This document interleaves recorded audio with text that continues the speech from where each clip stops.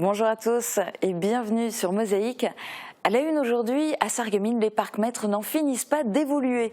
Après l'introduction du paiement par carte bancaire, une nouvelle façon de régler son stationnement vient d'être mise en service. Désormais, avec votre smartphone et l'application OpenGo, vous pouvez à distance payer votre place, augmenter la durée et régler votre frais de stationnement au juste prix en fonction du temps où votre voiture est réellement restée garée sur un emplacement payant. C'est un service gratuit proposé aux utilisateurs qui le souhaitent. On fait le point sur cette nouveauté juste après le résumé de l'info. Jean-Michel, votre conseiller isolation. Construction, aménagement, génie bois, une équipe de pros. Stationner et payer par téléphone. Une application smartphone permet dorénavant de payer et même de prolonger son temps de stationnement à Sarreguemines. CHS, 900 000 € de déficit. Les efforts de gestion du centre hospitalier spécialisé de Sarreguemines sont anéantis par de nouvelles coupes budgétaires. En cause, le plan d'économie sur les dépenses de l'assurance maladie. Après la sécheresse de 2015, l'État a classé 4 communes mosellanes en état de catastrophe naturelle sur les 106 demandeuses. Un collectif de 42 communes a déposé un recours, dont 9 Granges et Woustviller, qui déplorent d'importants sinistres. La vocation industrielle de la Lorraine s'effrite avec une perte de 34 500 emplois en 10 ans. Pour autant, le Grand Est demeure la deuxième région industrielle de France, avec une balance à l'export largement positive. Marine Le Pen à Forbach visitant la menuiserie Fermap. Hier matin à Forbach, la candidate du FN à la prochaine élection présidentielle a martelé son credo en faveur du produire français. Les consignes, ça rapporte. Le Super U de Roth investit dans 2 machines pour recycler bouteilles en plastique et autres emballages. Et c'est bon pour l'environnement et pour le business, puisqu'en échange, le client reçoit des bons d'achat. Recensement, c'est parti. En Lorraine, 30 villes et 461 communes sont étudiées. Ce recensement permet d'avoir une connaissance fine de la population de chaque commune, avant par exemple d'ouvrir une crèche, d'installer un commerce ou de construire des logements. Il y a 2 ans, Mosaïque réalisait un reportage sur l'installation des détecteurs de fumée. Replay. La gestion de votre serveur est trop complexe? Votre conseiller ID Réseau rend votre bureau mobile.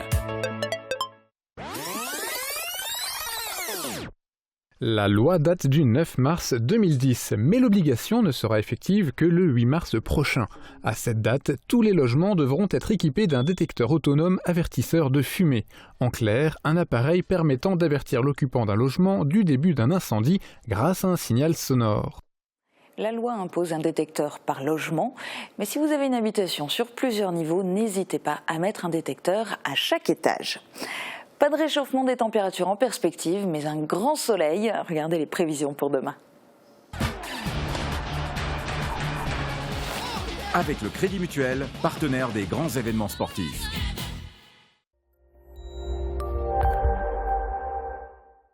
Bonjour tout le monde, pour demain on va retrouver un soleil bien généreux, mais il faudra encore et toujours se couvrir chaudement pour sortir. Le vent va souffler de 15 à 25 km/h en moyenne et les températures comprises entre -4 et -9 degrés au lever du jour remonteront péniblement entre -2 et 2 degrés l'après-midi. Demain nous sommes le vendredi 20 janvier et nous fêtons les Sébastiens. Le soleil nous accompagnera de 8h15 à 17h10. Je vous souhaite à tous une excellente journée, à très vite.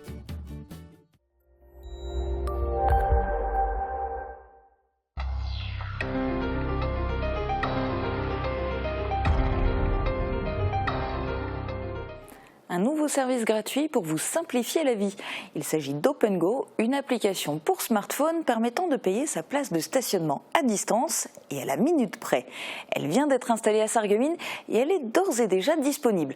Comment ça fonctionne? Explication dans ce reportage de Guillaume Dumonteil.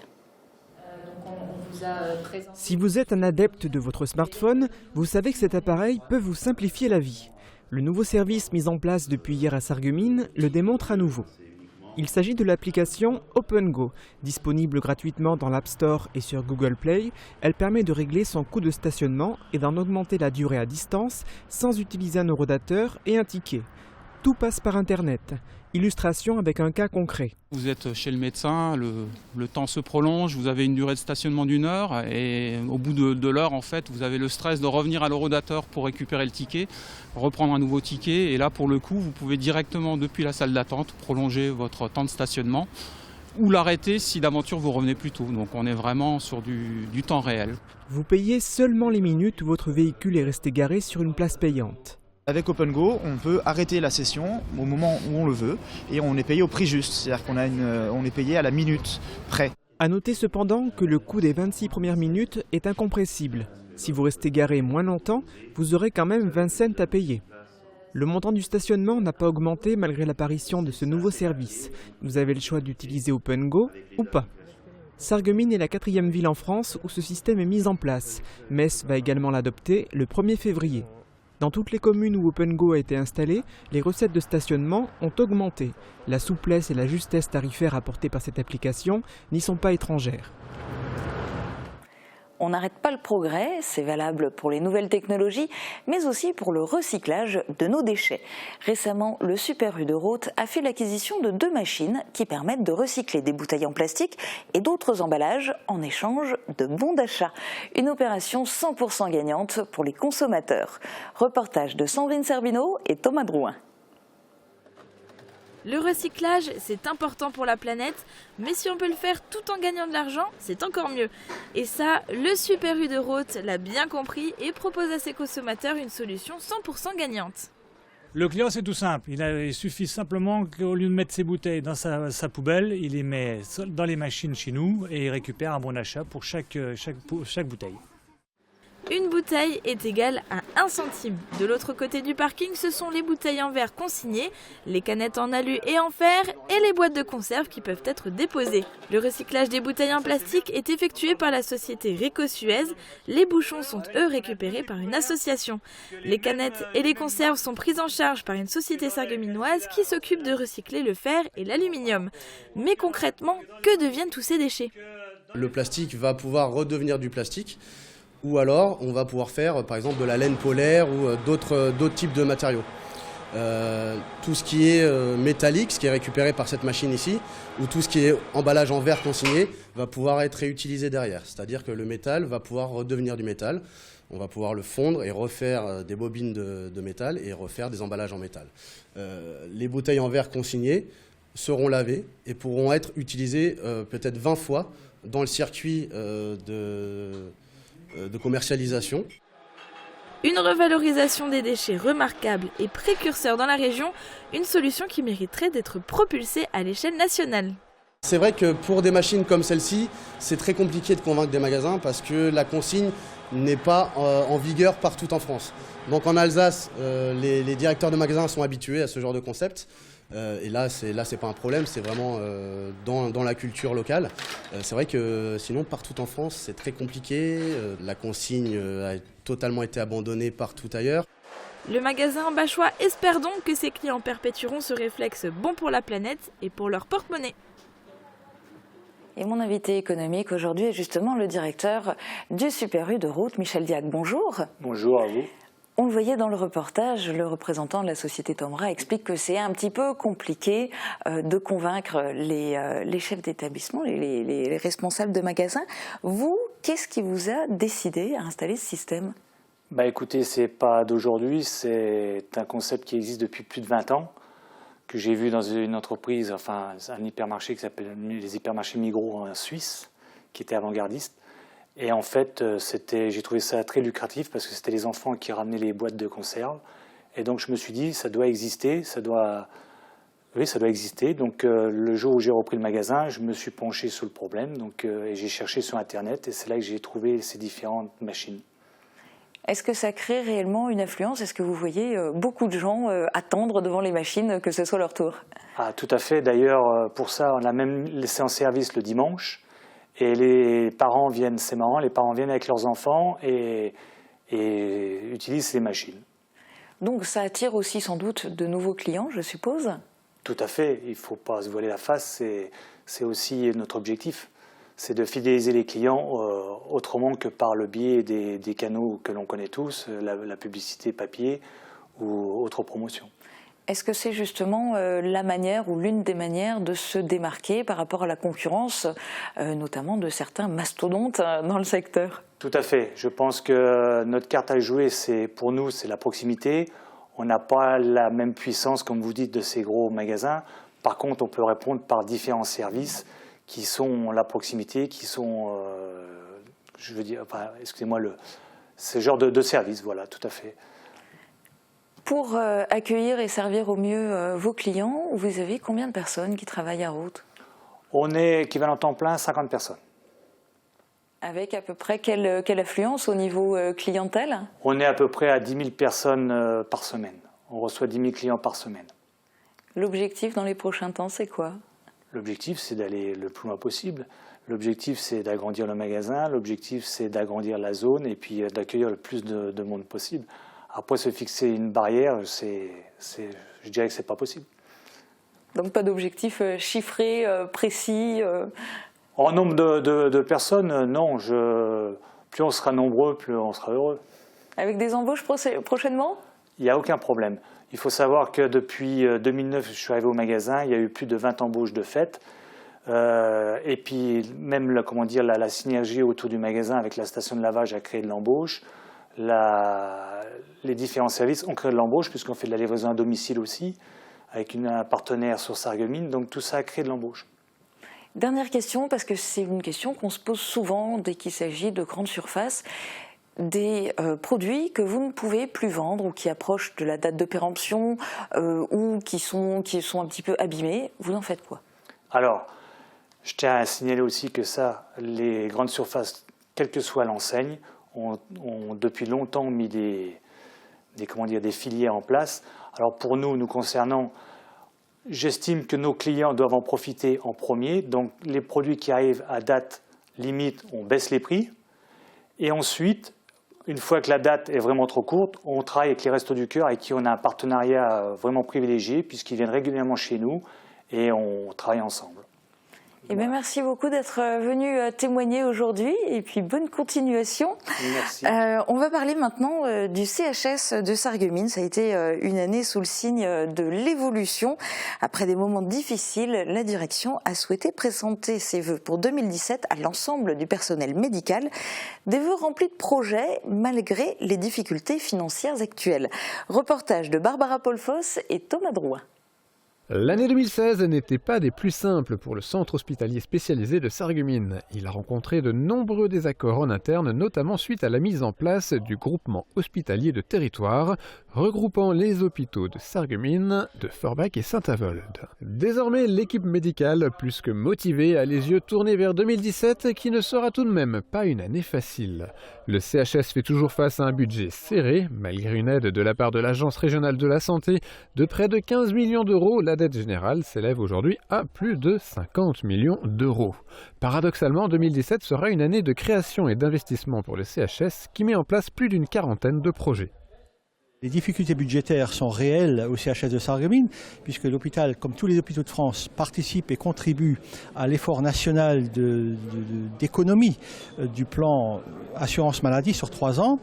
Donc, qui a fait que nous avons perdu de la substance budgétaire en 2016 et que nous allons peut-être encore en perdre sur 2017. Ça, c'est le budget de fonctionnement. Mais d'un autre côté, nous avons une ambition très importante, en tout cas affichée, de moderniser, de continuer de moderniser nos structures immobilières.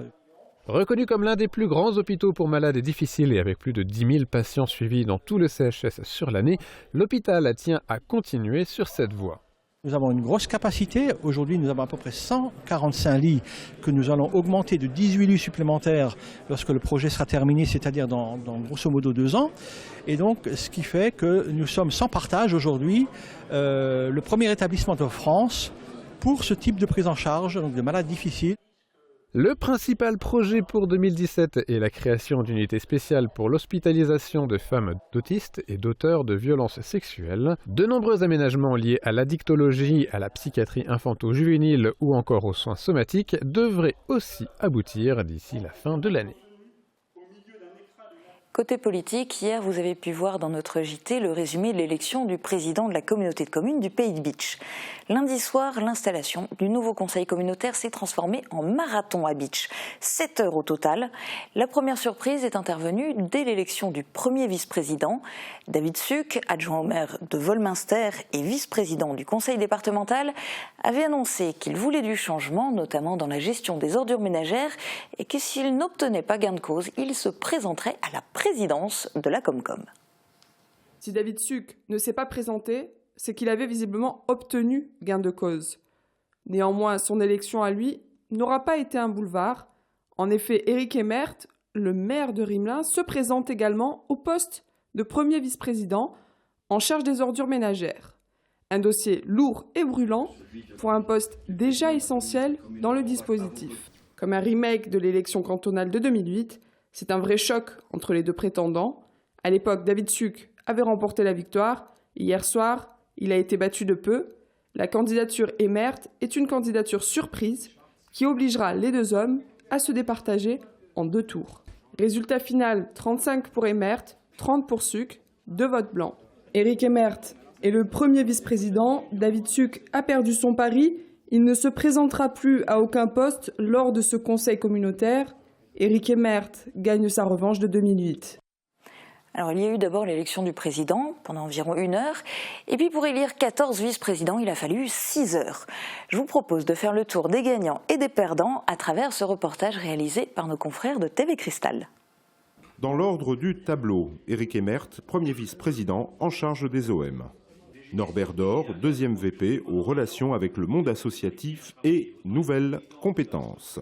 Troisième VP, Claude Festauer au budget et aux finances. Vincent Settlinger remporte, face à lui-même, la place de 4e VP. Il est en charge du développement économique. Christian Schwalbach-Rampil, il est 7e VP, délégué à l'environnement et à l'espace communautaire. La place de 8e VP revient à Christian Lafourcade, lui aussi Rampil, il est en charge de l'assainissement. Jean-Louis Schutz reste VP, le 9e, cette fois en charge de la mutualisation, à savoir l'assistance administrative aux communes. Patrick Klein est 12e VP, en charge des travaux en régie. Marcel Vogel devient vice-président, le 13e, à l'urbanisme. Et puis, il y a les élections plus serrées. Les poids lourds s'affrontent et certains ne passent pas l'épreuve. Pour le poste de 5e VP, Serge Weil affronte Émile Heitel. Score serré, M. Weil conserve l'animation du tourisme avec une courte avance de 7 voix. La petite enfance est la 6e vice-présidence. Christelle Burguin bat Christian Martinet, ancien vice-président de la Comcom de Rohrbach, ainsi que Jacqueline Glad, la maire de Nusswiller-les-Bitches. Au 2e tour, Mme Burguin récolte 36 voix. 10e VP, Mme Wittmann bat Mme Duflot et M. Noy en 3 tours. Mme Duflot s'était désistée à la fin du 2e tour. 11e VP, Édouard Chamin conserve son titre de vice-président. Il sera en charge des bâtiments et de la voirie communautaire. Il bat le maire de Götzenbrück, Joël Roman, par 41 voix contre 23. Il est presque 3 heures du matin lorsqu'arrive le moment du vote pour la place de 14e VP en charge de Tubéo et de TV Cristal. 2 hommes s'affrontent, Paul Délinger, le maire de Schorbach, et Daniel Zins, ex-président du syndicat des communes et maire de Sierstal. Monsieur Délinger remporte l'élection en battant Monsieur Zins par 36 voix à 16. L'exécutif est au complet et sera probablement en poste jusqu'au prochain renouvellement des conseils municipaux. Ce sera dans 3 ans, en mars 2020. Dans un instant, portrait d'Anne Lorbeck dans le cadre de notre série sur les parcours professionnels. Ensuite, vous verrez que c'est chaud bouillant dans Plate-Bande. A tout de suite.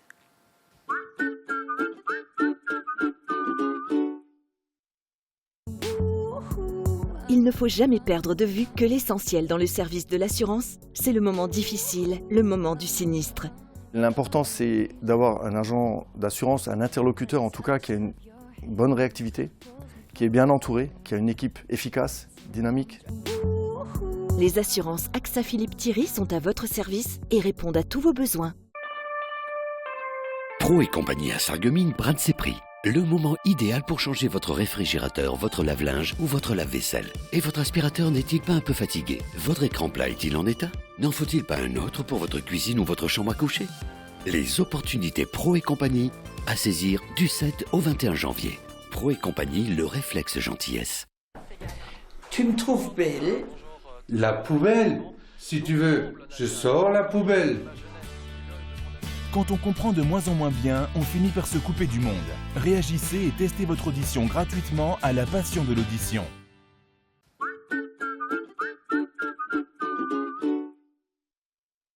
Hygiène, aide au repas, travaux ménagers et de confort.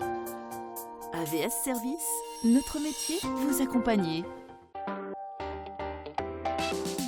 Une sorte de purgatoire apatride. Demain, découvrez un pan d'histoire peu, voire inconnu de la Première Guerre mondiale. Marianne Gabriel reçoit entre les lignes Lise Chasteloup, auteure de Un destin russe. Elle y évoque l'histoire de soldats russes venus se battre en France juste avant l'abdication du tsar.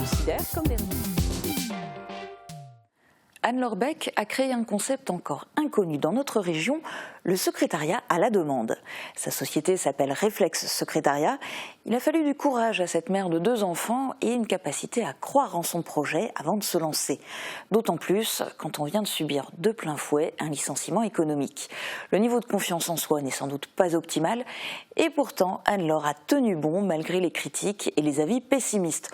Aujourd'hui, elle travaille à temps plein et organise son temps en fonction de sa vie de famille. Elle se livre dans ce 2e épisode de la série de Mosaïque.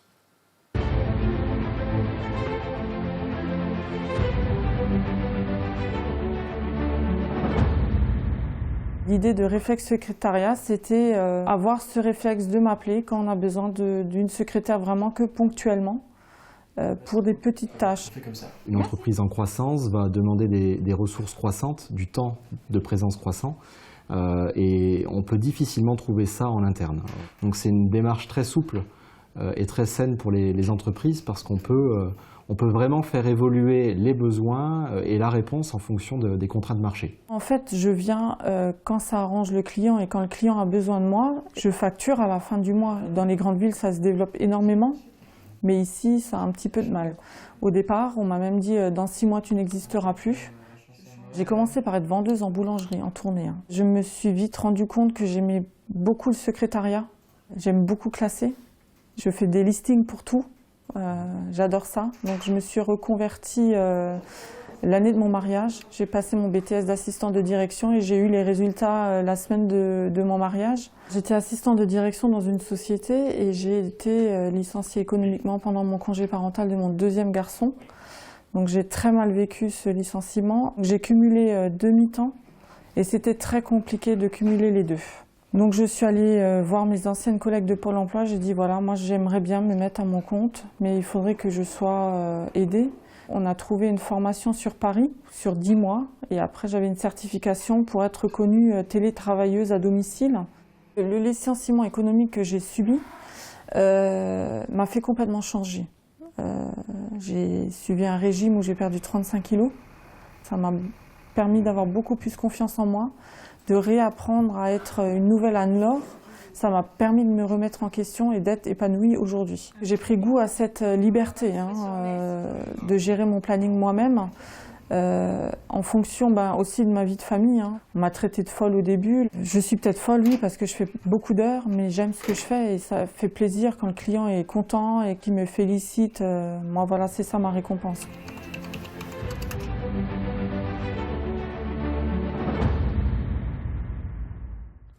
Avec la vague de froid qui sévit en ce moment sur le pays, les chaudières tournent à plein régime. Notre joyeuse plate-bande en a même des bouffées de chaleur. Je vous laisse en compagnie de ces 4 joyeux lurons. Très bonne journée à tous, à bientôt.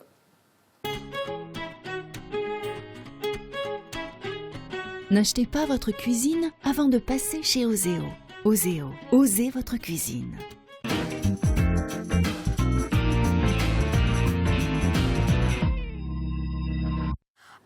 Het is zo heiß. Wir hatten schon jetzt ein bisschen ausgezogen, gell, Bertram? Ja, immer so heiß. Immer noch. Ja. Also Sebastian, weißt du, dass wenn man 90 Grad nur der wärmer im Haus anstatt 20? Das ist im Schlafzimmer? Im Wohnzimmer. Im Haus. Und da darf man 7% sparen. Also man hat jetzt Zoll gemacht, das können wir noch gut rechnen. Also 7% sparen auf eine Jahresrechnung, das wäre über 200 €. Also das muss ich mal jetzt aufschreiben. Wie viel Grad muss ich da machen? 19 Grad anstatt 20 Grad. 19 Grad. Ja. Ich schon da immer Hudel am Radio, weißt, die jungen Mädchen auch nicht mehr so kalt. Da bei mir steht die Heizung auf 22. Yes. Wie viel spare ich da? Sagen wir es nochmal. Das ist schon mal wenigstens das Doppelte, also 40%, gell, ist ja blut. Mit 22 haben die noch kalt. Ah ja, die haben immer kalt am Radio. Das ist 21%, wo da in der Rechnung geht, was sparen. Aber da mit dem Sparen, ja, vielleicht schon schon gehört, jetzt gibt es so eine komische Notion, wo heißt l'habitat passif. Ja. Was ist da Habitat passif? Das Haus verschlaft. Ja, nee. Also das ist so ein Haus, wo der Energetikverbrauch am Quadratmeter sehr niedrig ist. Oder er holt zum Beispiel, was der Sohn macht, oder auch was der so elektrische Apparat, das tut auch manchmal so Hitze oder Heize oder Energie, Kalorie fabrizieren. Oder der Mensch hat auch Kalorie. Und das ist so eine Art Habitat passiv. Willst du mir jetzt sagen, das ist ein Haus, da ist gar keine Heizung drin? Doch, da ist Heizung drin, aber das machst du dann auf 16 Grad.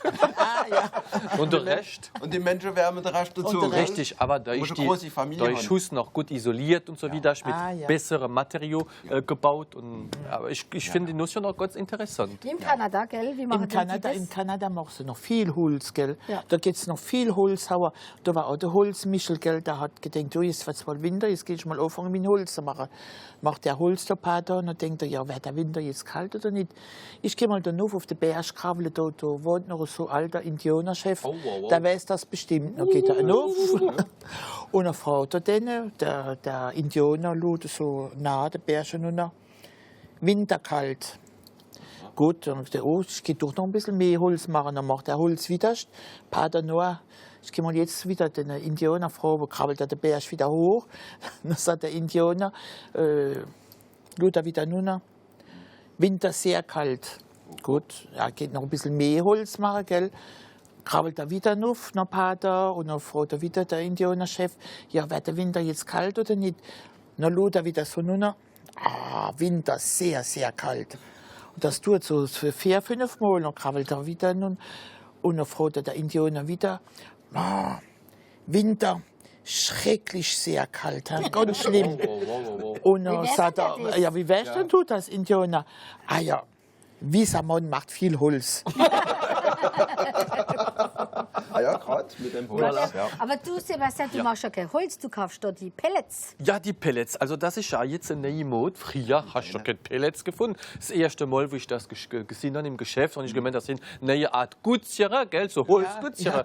Und immer mehr Lied wärmen mit, siehst jetzt Kadi da im Geschäft, gell, Pellets. Mit Pellets. Ja. Und du hast, machst, wie der Sebastian vorher gesagt hat, du machst aus dem Haus passiv, also du tust ein bisschen isolieren, gell? Ja, gerade.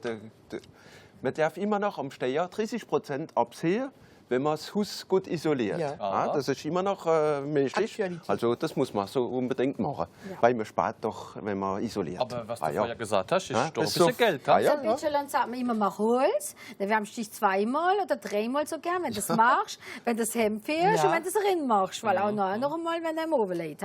Wisst ihr, wie man sagt bei den Chinesen für Heizung? Heizung?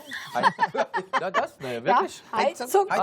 Ja, mach's nochmal. Heizung.